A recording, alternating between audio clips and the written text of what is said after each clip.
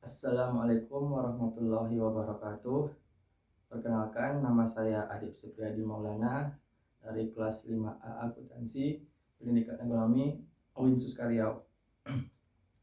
Baiklah, saya di sini akan membahas tentang tafsir hadis tentang pendidikan.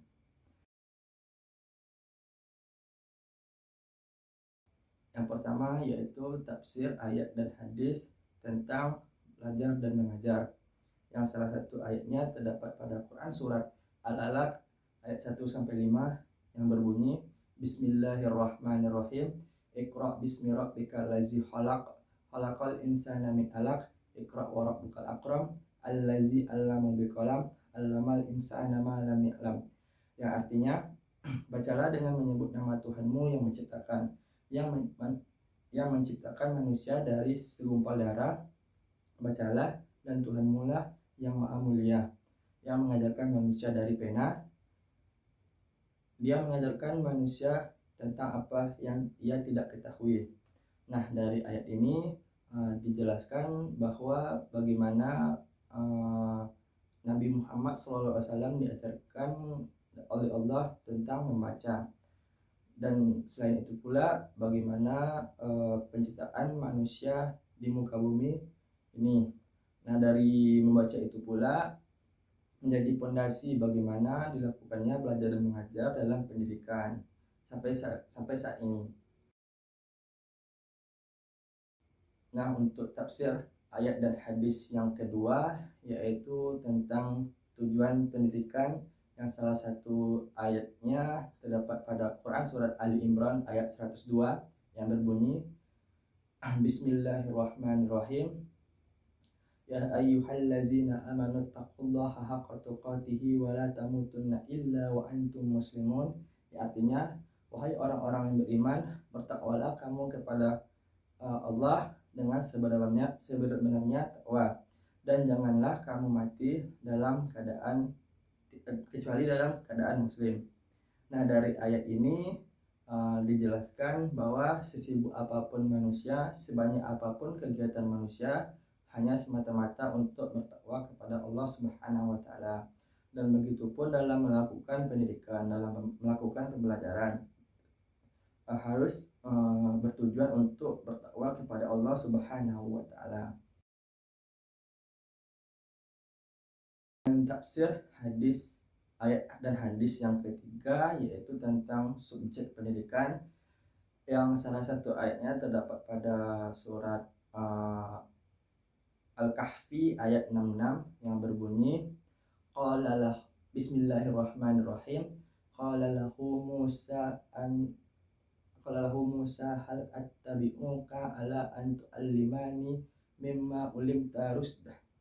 Yang artinya, Musa berkata kepada Khidir, bolehkah aku mengikutimu supaya kamu bisa mengajarkanku tentang ilmu-ilmu yang baik selain ilmu-ilmu yang telah diajarkan kepadamu sebagai petunjuk.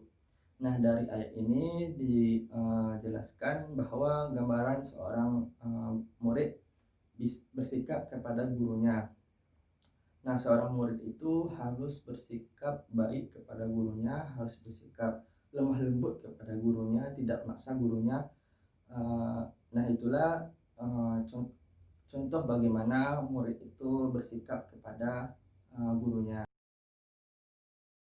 Dan tafsir Quran ayat dan hadis yang keempat yaitu tentang lingkungan pendidikan, yang salah satu ayatnya terdapat pada Quran surat Al-Ghasyiyah ayat 17-20 yang berbunyi Bismillahirrahmanirrahim. Afala tanzuruna ilal ibli kaifa khuliqat wa ilas sama'i kaifa rufi'at wa ilal jibali kaifa nusibat wa ilal ardi kaifa sutihat. Yang artinya, dan apakah mereka tidak memperhatikan bagaimana unta-unta diciptakan, dan langit-langit bagaimana ia ditinggikan, dan gunung-gunung bagaimana ia ditegakkan, dan bumi bagaimana ia dihamparkan.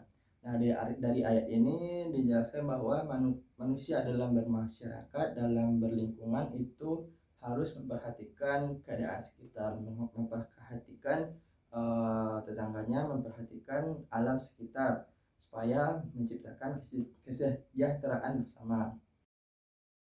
Tafsir ayat dan hadis yang terakhir yaitu tentang evaluasi pendidikan yang terdapat pada Quran surat Az-Zalzala ayat 7-8 yang berbunyi Bismillahirrahmanirrahim. Wa may ya'mal misqala dzarratin khairan yarah wa may ya'mal misqala dzarratin syarran yarah. Yang artinya barang siapa mengerjakan kebaikan seberat zarah, niscaya ia mendapatkan balasannya, dan barang siapa mengerjakan kejahatan seberat zarah, maka ia mendapatkan balasannya pula. Nah, dari ayat ini menjelaskan bahwa hal-hal yang dilakukan oleh manusia, baik itu hal yang baik maupun hal yang buruk, akan mendapatkan balasannya. Nah, dalam pendidikan tentunya seorang siswa yang melakukan kegiatan yang baik seperti dia sopan kepada gurunya, tidak melawan kepada gurunya, mengerjakan apa yang diperintah oleh gurunya, maka ia mendapatkan nilai atau balasan yang baik. Begitupun sebaliknya, bagaimana jika seorang siswa itu melakukan bolos ataupun tidak patuh kepada gurunya, tidak disiplin, maka ia mendapatkan balasannya pula. Nah, demikian dari saya. Atas kekurangan saya mohon maaf. Wabillahi taufiq wal hidayah. Wassalamualaikum warahmatullahi wabarakatuh.